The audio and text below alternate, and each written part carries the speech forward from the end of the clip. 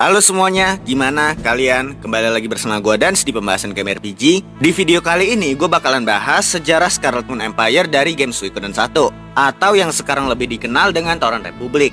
Tapi sebelum kita masuk ke pembahasannya, di sini ada tanggal tahun dari peristiwa tertentu. Dan gue pengen ngejelasin dulu tentang kalender Solar Year, atau kalender yang ada di dunia Suikoden.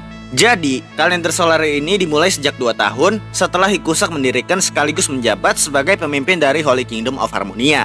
Nah, buat teman-teman yang belum tahu, jadi dulu itu kan di dunia Suikoden ada 2 benua, benua utara sama benua selatan. Di benua utara itu sekarang ada Tauren Republic, Dunan Republic, dan negara-negara yang lainnya. Sedangkan di selatan itu ada Kingdom Valena dan beberapa negara kecil yang lainnya. Perbatasan antara benua utara sama benua selatan itu Island Federation, negaranya Suikoden 4. Nah, balik ke pembahasannya, jadi 2 tahun sebelum dibuatnya kalender Solar Year, dulu ada kerajaan bernama Aronia Kingdom, dan kawasannya itu hampir 100% benua utara berada di bawah kekuasaan Aronia Kingdom. Tapi 2 tahun sebelum dibuatnya kalender Solar Year, terjadi perang besar bernama The Hero East War.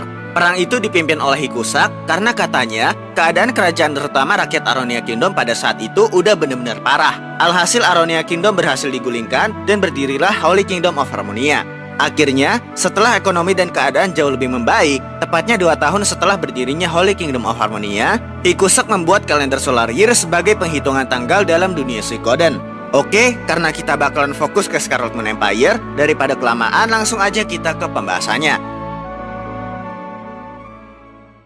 Semua ini berawal dari rumor kematian atau menghilangnya Hikusak pada tahun 230 Solar Year. Nah, pada saat itu kondisi kerajaan Harmonia cukup berantakan baik secara ekonomi ataupun politik. Alhasil, Kranas Rukner sebagai pemimpin dari Scarlet Moon Knight pada saat itu mengajak Julian Silverberg sang ahli strategi untuk melakukan pemberontakan dan mencuri Sovereign dari tangan kerajaan Harmonia. Setelah itu, mereka dan para pengikutnya mengambil alih kota Rupanda sebagai ibu kota dari Harmonia dan mengubah nama kota tersebut menjadi Kragminster sebagai ibu kota dari Scarlet Moon Empire. Nah, jadi, sama kayak yang gue bilang di awal tadi, Aronia Kingdom kan hampir menguasai seluruh tempat yang berada di benua utara. Tapi karena kerajaan tersebut digulingkan oleh Hikusak, otomatis Holy Kingdom of Harmonia cuma jadi versi baru dari Aronia Kingdom. Luas kekuasaannya nggak berkurang sama sekali dari kekuasaan Aronia Kingdom. Jadi, wilayah kekuasaan Scarlet Moon Empire semenjak peristiwa kudeta yang dipimpin Kranas Rukner, 90% dulunya adalah wilayah Holy Kingdom of Harmonia. Karena dulu Harmonia sempat berencana memperluas wilayahnya ke daerah Lorimar, tapi rencana tersebut digagalkan oleh Cliff the Crusader dari Warrior Village. Lanjut ke pembahasannya, selama bertahun-tahun Scarlet Moon Empire fokus kepada pembangunan dan sumber daya. Sampai di tahun 300 Solar Year, para petinggi menyalahgunakan kekuasaan mereka dengan melakukan perburuan manusia di dekat perbatasan antara Scarlet Moon Empire dengan Cloak Empire yang berada di selatan. Alhasil, hal yang tidak terduga dan tak diharapkan menimpa kedua negara tersebut, sehingga terjadilah perang dingin selama 5 tahun. Sebenarnya, hal itu terjadi karena di salah satu desa yang mereka serang ada pemegang Rune of Punishment. Jadi wajar aja kalau hampir seluruh desa yang ada di daerah perbatasan lenyap karena kekuatan Rune of Punishment. Perang dingin selama 5 tahun antara kedua negara pun berakhir, dan pada tahun 307 Solar Year, dimulai perang terbuka ketika Scarlet Moon Empire mendapat kabar burung kalau Cloak Empire berencana menyerang mereka. Yang padahal itu adalah strategi dari Eleanor Silverberg untuk mengalihkan perhatian Cloak dari Island Federation. Karena setelah dia kehilangan jabatan dan reputasinya sebagai ahli strategi dari Scarlet Moon Empire, dia hidup di Pulau Hermitage bersama muridnya Agnes dan merasa risih ketika ada konflik antara Cloak Empire dan Island Federation. Nah, karena nggak ada info detail tentang perang terbuka antara Cloak dan Scarlet Moon Empire, kita lanjut ke konflik politik Scarlet Moon Empire pada tahun 446 Solar Year. Pada saat itu, Scarlet Moon Empire dipimpin oleh Barbarossa Rukner. Dan suatu hari ketika Barbarossa pergi ke wilayah Kunan untuk menunaikan ritual panen tahunan, pamannya memanfaatkan kesempatan itu untuk mengambil tahta Barbarossa yang telah ia rencanakan selama bertahun-tahun. Nah, kalau kalian ingat terus rivalnya Humphrey di Suikoden 1, dia adalah pengikut setianya Gil Ragnar, pamannya Barbarossa yang merebut tahta kekaisaran. Mendengar kabar buruk tentang tahtanya, Barbarossa bersama Kasim Hazil mengumpulkan pasukan mereka yang setia di benteng Panuyakuta. Dan Matthew Silverberg sebagai ahli strategi dari pasukan Kasim Hazil pada saat itu, menyarankan mereka untuk merekrut pamannya yang bernama Leon Silverberg. Akhirnya berkat bantuan semua orang yang memihak kepadanya, Barbarossa berhasil memukul mundur pasukan Gel. Bahkan berkat bantuan dari Dragon Warrior, mereka berhasil menembus ibu kota Kragminster. Lalu pertempuran berakhir di benteng Quaba dengan kekalahan Gil Ragnar dan kembalinya tahta ke tangan Barbarossa Ragnar. Namun perang tersebut adalah awal dari kehancuran Scarlet Moon Empire, terlebih lagi istrinya Barbarossa yaitu Claudia Ragnar yang tewas dalam perang tersebut ketika Gel merebut tahta kekaisaran.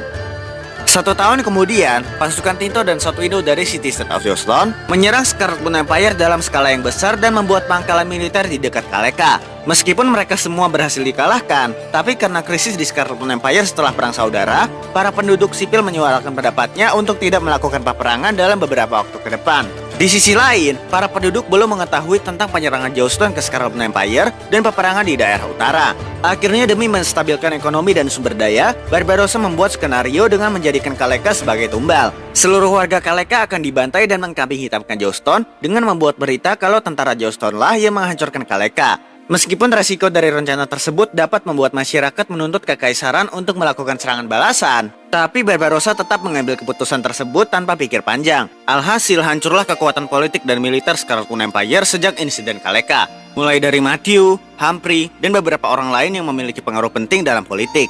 Beberapa tahun kemudian, Windy sang pemegang Gateron bagian depan datang ke Scarlet Moon Empire. Gak ada penjelasan detailnya gimana Windy dan Necklord bisa diterima, tapi intinya, ketika Barbarossa melihat Windy, ia teringat mendiang istrinya Claudia Ragnar yang telah meninggal.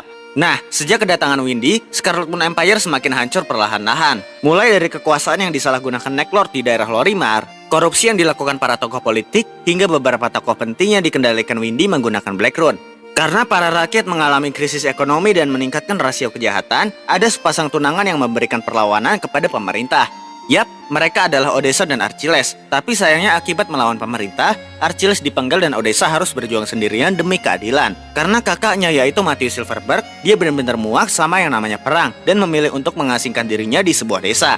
Akhirnya dari situ mulailah terbentuk Liberation Army, atau pemerintah biasa memanggil mereka dengan sebutan Rebel Army. Hari demi hari kekuatan Liberation Army semakin besar, terutama setelah kematian Odessa dan kepemimpinan Thermidor setelah dia difitnah oleh pemerintah. Akhirnya setelah banyak hal yang dilalui Liberation Army, mereka berhasil mengalahkan pemerintah dan mengganti nama Scarlet Moon Empire menjadi Tauren Republic. Tapi Thermidor yang seharusnya menjadi pemimpin dari Tauren Republic memilih untuk hidup berkelana karena takut kehilangan orang-orang berharga akibat kutukan Soul Eater. Alhasil Tauren Republic dipimpin oleh Presiden Lepan dan menjadi negara yang lebih baik setelah revolusi besar-besaran.